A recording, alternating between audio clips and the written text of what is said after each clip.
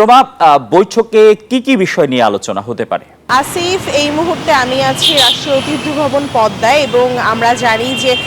গতকালকেই পাকিস্তানের পররাষ্ট্র সচিব আমনা বালুচ বাংলাদেশে এসে পৌঁছেছেন এবং তার আজকের কর্মসূচিতে সর্বপ্রথমেই যদি বলি যে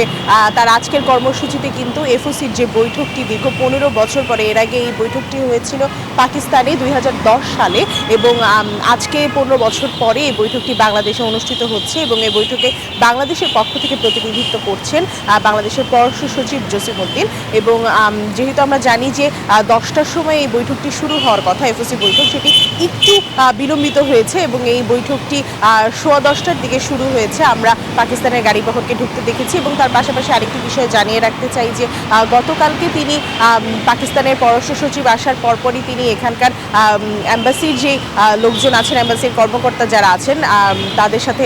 আলাপচারিতা করেছেন এবং তার পাশাপাশি এখানকার অবস্থিত পাকিস্তানি যে স্টুডেন্ট আছেন তাদের সাথেও তিনি কথা বলেছেন এবং আজকে তার কর্মসূচিতে সর্বপ্রথমে এফওসি বৈঠকটি এবং এফওসি বৈঠকটির পরপর আসলে কিছুটা বিরতি নেবেন এবং বিরতি নিয়ে দুপুর 2টোর পরে 3টার দিকে আমরা জানতে পেরেছি 3:30টার দিকে এবং 3টার দিকে তিনি